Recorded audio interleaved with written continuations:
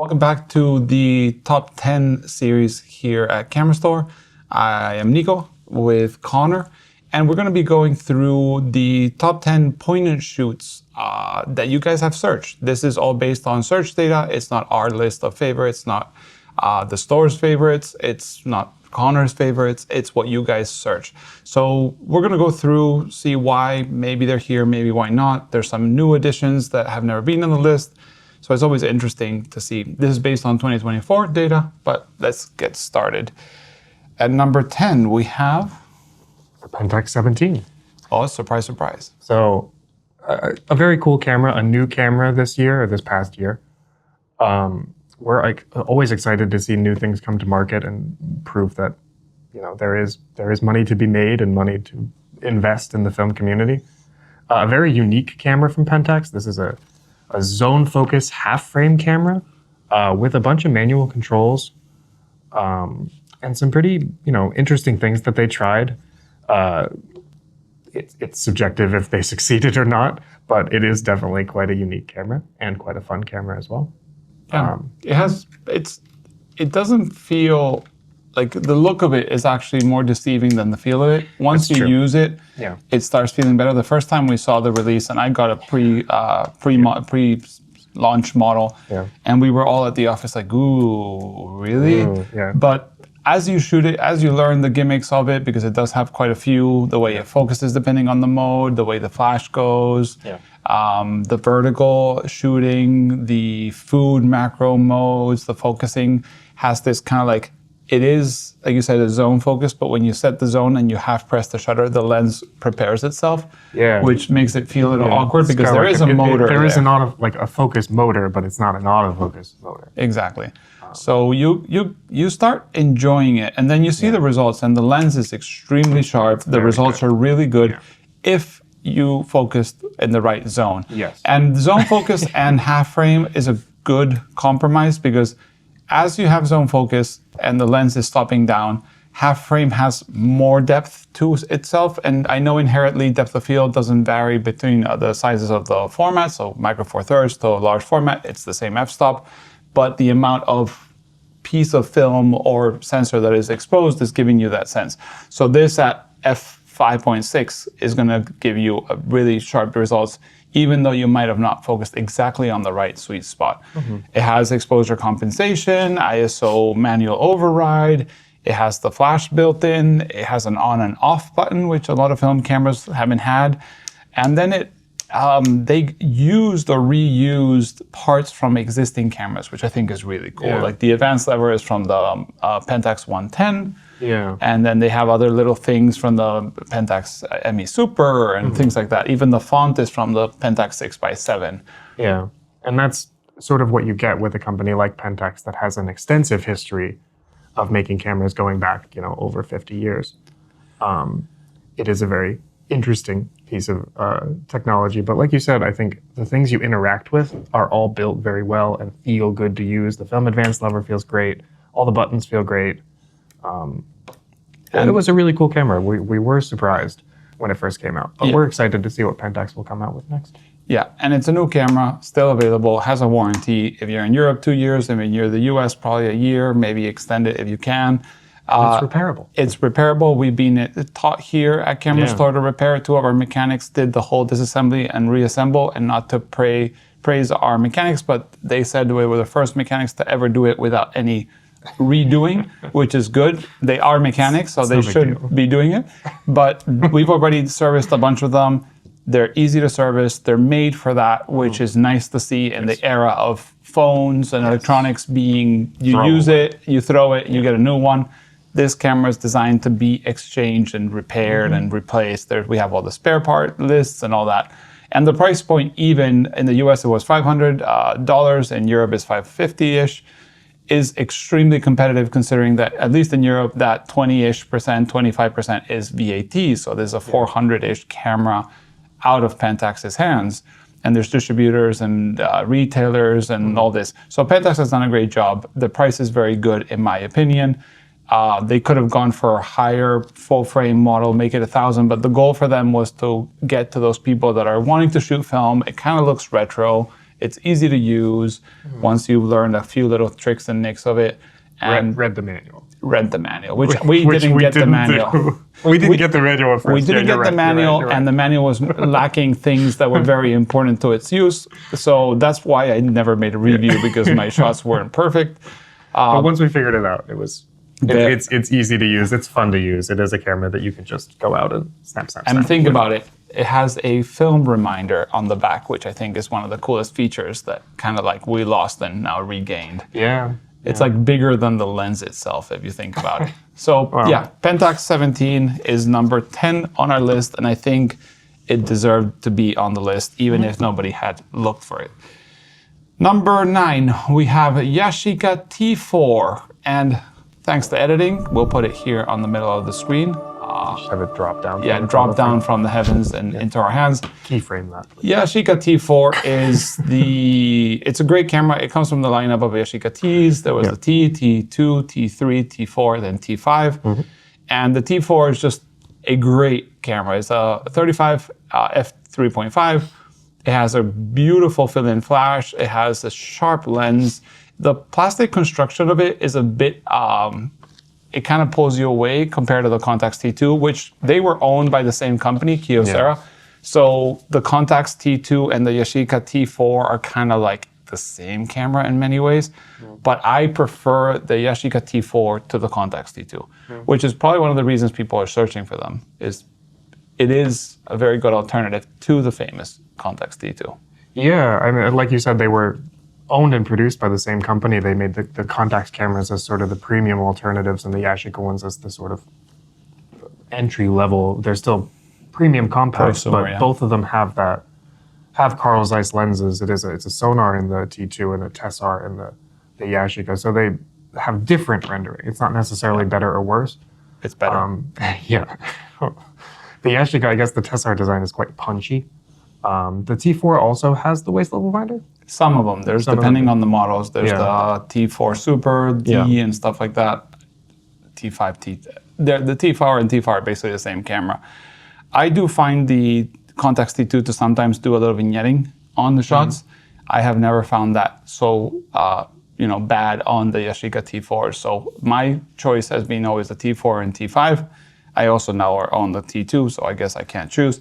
But it is a great camera. We don't have it, like I said, with us in our hands because they fly off the shelf every time. Every single time. Yep. And they are, it should be mentioned at this point in time, less than half the price of the T2. Yeah. So we have number 8. For the first time ever in Kamerastore's history, we have a digital camera on our top 10. I think it'll burn my hands. It probably will. Number 8 is the Leica Q3. Yeah. So a very new camera from Leica. This is a full frame camera with a built-in 28mm lens. The sensor is high enough resolution that you can easily crop to get the field of view of different, more narrow lenses like a 35 or a 50. They have built-in modes for you to do that, which is pretty cool. Excellent electronic viewfinder on here. All the controls are really nice. It fits in your hand, I would say as well as the M cameras do. Yeah. It's very, I guess, sort of that Fuji X100 sort of same appeal of like, you don't have to worry about different lenses, and it's just a really, really good lens and a really, really good sensor. Yeah, and Leica did a great job with the inclusion of, because they've been doing the rangefinders for as long as one can remember, but they have been trying to nail this kind of like single use, like fixed lens for a long time. And the Q series, the original Pentax Q, then the Q2, and now the Q3 and the 43, which has a 43mm lens, have really made a lot of people move into this camera as an option. People were always scared to move into the Leica rangefinder series, either the film ones or the digital ones, but this has been kind of like the gateway camera for people to first buy this, love it to pieces, and then be like, you know what? I want more. I want to start dabbling more into photography. I start to understand. Lenses. I want to. Yeah. And then it's been the M10, M11, and people are really picking it up. And we've been at fairs in Germany. Almost every 18-year-old German person has one of these. It looks like they give them to you with high school. So everybody has a Q. Everybody is walking around, and if it's not a Q, it's an M6, or then it's a digital M from the M10, M11. So it is extremely, extremely popular. They don't last very long in the secondhand market because the Q3 is the current model. You can buy them new at stores.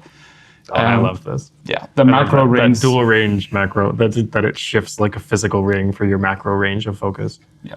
I mean, it goes to show that the dedication they have to the manual controls as well, which you see again on things like the Fujifilm X100. You have a manual shutter speed dial, a manual aperture dial, and a really nice manual focus ring on this camera. Yep. I just gotta release the lock, which is there. Yeah. But yeah, the Q3, like I said, first digital camera ever on the top 10 of our store.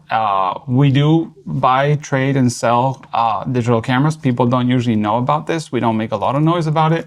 But they're simple cameras to check. They're simple cameras to clean and to get back ready to people purchase. The Q series, at least the original one, had a problem with dust between the sensor and the glass. So you have to send them to Leica to open them and clean the sensor. So don't be surprised if you see the Q with a dust spot in the inside. But the Q2 solved that. Q3 continued with that. But it's a great camera. Everybody that uses one loves it. That's a nice EVF. I've never actually used one myself. But no, I don't want to touch. But yeah, that's number 8, Leica Q3. At number 7, we have, I guess you could say maybe the new camera of the year, but not the Rollei 35. No AF, no other letters, just Rollei 35. The regular, normal Rollei 35. Yeah. And I guess as you were alluding to, they did Mint Camera in collaboration with the person who owns the Rollei brand name now, did put out a new camera this year called the Rollei 35 AF, which is, as you can see, quite similar. A few design differences. Functionally, the main difference is that this is autofocus and has some advanced auto exposure modes that this original one doesn't have. This is a fully manual, all metal, mechanical camera with a collapsible lens. At the time of its release, it was the smallest full-frame camera ever made. And it's only been beaten by a few things. It's still one of the smallest cameras ever made. And it's sharp. It has a 40 lens that is extremely nice to use. Yeah. You are on zone focus territory, and just like we were praising the Pentax 17 for zone focus and half frame, you'll have a little bit of misfocused here every now and then. Yeah. But then again, just stop it down to like f8 and you have a lot of benefits to that. They're repairable cameras. Our mechanics here can repair them and we service them. They have a beautiful aesthetics. They're kind of the pack a cigarette size that you can put on your shirt pocket. I mean, it is like, very much like a wallet or a pack of cigarettes, yeah. No flash, not like the new one. There's a flash on the bottom. There's a hot shoe. Yeah, hot shoe on the bottom. Put the flash on the bottom of the camera, turn it upside down, and take the pictures that way. Yeah, and the flash is one of my favorites. The Rollei 121 BC and 128 BC. They're like $10. They're great flashes with manual settings. Yeah. It's an amazing camera. I would suggest that anybody that's never shot it to try it. You might not like it because it's a little complex at the beginning, but if you know how to shoot film, that's a great camera. Yeah. I find it a little finicky. But the pictures are great. I've used it. I've shot a bunch of rolls now with these. I've tried the different models because there are some with Tessars, some with sonars, some with various different... Made in Germany, made in Singapore. Yeah. You can go down the rabbit hole of the Rollei 35 versions if you really desire. And we have a lot of them here at the store. Yes, and we're constantly adding more that our mechanics have repaired. Yep. So if you want one, buy it from us. Okay, number 6, the Olympus XA. And I think this is a great camera. I think like the Rollei 35, it's probably benefiting from being a line of cameras in terms of showing up on this list. So there's the XA, the XA2, XA3, XA4, and the XA1, which is different than the original XA. All of them share this same sort of very compact clamshell design. So bar soap, or soap bar. It is like very much like a bar of soap, yeah. And that was, the same designer as a bunch of other Olympus cameras. This is a very ingeniously made thing. The original XA, the one we have here, is a full rangefinder. So it's manual focus with that little ghost image. The following models were zone focus instead, which is a much simpler mechanism to make, But yeah, this gives you full manual control, as well as aperture priority control. So you get to pick the aperture and the camera picks the shutter speed for you. It's a really nice little package, the detachable flash. So if you want the flash, you put it on. If you don't want it, you can fit this in your back pocket. You can fit this in your front pocket, in any pocket. Yep. And like Connor said, it is a little deceiving to have it on the point and shoots because it is a rangefinder. We could go and argue that it's not a point and shoot, but it does have the point and shoot style, and all the cameras that went after it are zone focus. So yeah, we could have put it on the top 35 millimeter cameras, put in and shoot. A little controversy there for you if you wanted. Yeah, I mean, we could have put the Contax G2 was on our top 10 35 millimeter cameras. So more like a point and shoot. That's got autofocus. That's got all program. Like, yep. You can use that as a point and shoot, but you can use a Nikon F5 as a point and shoot too. Yes, you can. But yeah, like Connor said, it's a rangefinder camera. You have this little rangefinder here. The patch is a little small and it has lost contrast. A lot of people put a little piece of transparent blue tape on the center, and it really helps with contrast. Mm-hmm. The lens is a 2.8. It is 35 mil. You can change your ISO. Mm-hmm. Loading and unloading this film is pretty simple. They are very, very easy. And the design stuck around. Like, people love this design, and they made so many. My favorite one is the XA4. Has a 28, which is a little wider. It can do macro. You can push film to 1600, which you can't on most other models. One could argue about it, but my favorite one is the XA4. But yes, the XA is the one that started it. It's in many ways kind of like the M3 for Leica with the rangefinder and the better blah, blah, blah.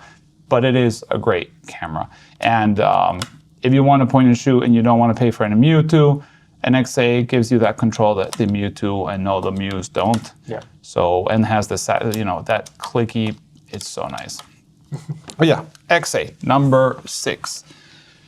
Number 5, Contax T3. That's another one that our editor is going to have to fly from the sky into our hands because nobody has ever seen one before. They are rare as hen's teeth. They are extremely expensive. They really didn't make very many of them. No, it was at the end of the Contax life, and Contax did the T2s in plenty of numbers. T3s was an improvement on the T2. It actually is much smaller. It's a pretty significant improvement. It is much smaller. But they are now going for 3,000-4,000 euros. We've got one not so long ago. They sell in a day. Mm-hmm. But it is the ultimate Contax T camera. It's by far the best, in my opinion, because of their size and the features. But they're rare, expensive, and if they do fail, there are a few very, very small amount of mechanics out there that can kind of still put them back to life. But most times they just die, and then you've got a very expensive paperweight. Yeah, it's some black magic to repair them, especially if you don't have spare parts. Yeah. And because, like you said, there are so few of them, there aren't any spare parts. Spare parts are basically taking apart another camera and scavenging it. And if you really want a Contax T3, the T2 is still a great option. Like we said, the Yashica T4s and T5s, they won't look as cool, I'll give you that. And they're a little bigger, but the T3 is rare and expensive. Mm-hmm. So let's jump to number 4. This is another digital camera. And it kind of is nice to see it in the list because it's the Canon Ixus. And lack of an Ixus, we have an APS Ixus, which is a film format that doesn't exist anymore. So don't take this as the camera you want to buy. There's no film for this. But the digital ones do look quite similar to that. I think they kept a pretty consistent design language throughout the Ixus line. And there's tons, I'm not going to say hundreds because I don't know about that, but there's tons of different models of Ixus that they made throughout the years, up with image stabilization in the lenses and some really nice sensors. Most of them have nicer like metal bodies compared to some of the power shots that they were putting out at the same time. Yeah. Optical viewfinders is a big thing on a lot of the Ixuses. That one has it. Has it? Yeah. So some higher quality digital cameras. The digital point and shoots have been an area of tremendous growth in the camera community in general, especially in the secondhand camera community. We've definitely noticed it, that people are really clamoring for all of those digital compacts, and the Ixuses are some of the most popular ones and some of the ones with the best features. So it makes sense to see it here. Yeah, for the longest time we've been the digicams, or whatever you want to call them, the little point and shoot digital cameras from the yesteryear.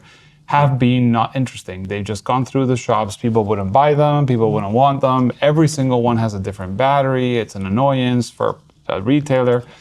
But they have been picking up a lot of fans of them. They are simple. They're small. They're not a phone. You don't get WhatsApps or iMessages from your mom and your grandma on them. You can take a picture. You can take them clubbing, partying.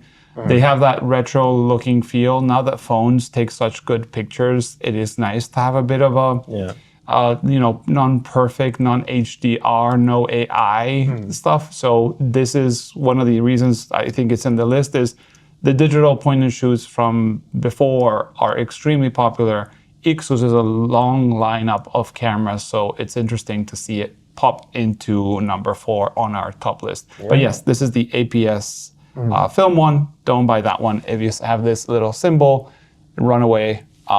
Get a digital one, get a film one, and you'll enjoy it a lot more. Plus, you can shoot it. Yeah. Very Y2K. Yes. Then we have our top 3. We have the Contax T2 as number 3, which I guess we've been talking about it for a while. Good portion of the video anyway.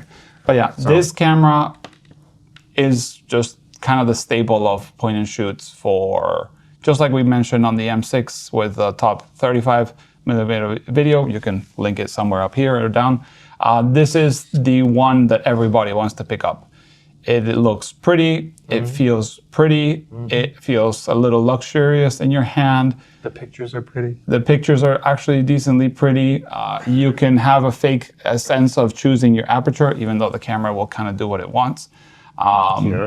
It's true. Read the manual. Yeah, it will overrule you. Yes, if you're wrong, it'll do right and get you a photo, which is good. Yeah. But they're really nice. This whole lens cover and the flashes are nice. It has this, it almost looks like a rangefinder. I guess it uses a similar system as the G2 and G1, but it's a great camera. Like you say, it's bar soap, a little clunky, but it's the most sought out for. They've been on TV shows, they've been on social media, celebrities own them, people have them, want them, and as expensive as they are, they sell very, very fast. Now there's people fixing them, which is good. Yeah, and I just the other day had 5 of them on my desk at once that just had come back from repair, which is it's really cool. Here we have the sticker from the people that fix them. But yeah, extremely good camera, extremely fun camera, expensive. Is it worth the money it commands? I could argue with you, yes or no. But don't buy one if you're not willing to have it maybe break on you. So well, that's, anything electronic, but especially electronics that are 30 years old, you have to go into it expecting that you're on a time limit, basically. It's just very quiet too. It takes these little beep, beep, and the advancement sound is actually really nice sounding. But yeah, Contax. Very well made. T2. Nice features. Manual focus if you want it. You get exposure compensation. Yep. You can actually hack the ISO like that. So you could push and pull your film if wanted with a Contax T2. Then, number 2 on the list is the Fujifilm X100V. Another digital camera. And another one we don't have. Yeah. Again, we can make it fall from the sky into our hands. The Fujifilm X100V has been, in many ways, the camera that's made people want to shoot, I'd say prosumer point and shoots recently. Yeah. Like we talked about with the Q3, it kind of occupies that same, it's going to get you great quality pictures in it, but it's still something small that you can carry around with you all the time. High quality, well-made bodies. Fixed lens. Yeah, fixed lens. It has the film emulations, as Fuji basically ran out of the room with all their amazing color technology for film production. They kind of went into another room and designed LUTs to put on your raw pictures, so you can shoot the Fuji X100V with Eterna and Natura and whatever other color, Velvia, Provia, Acros, which are really nice really results. Nice. People really like them. So the thing with digital cameras, and that's an issue, I don't shoot a lot of digital, is you take an image and people love raw, and then you can take your image one way or another. But that choice is complex, especially for someone with less editing skills. So the fact that they give you these preloaded LUTs that you can choose the look you like and shoot all you want makes the user feel confident to take pictures in a prosumer camera and have amazing results.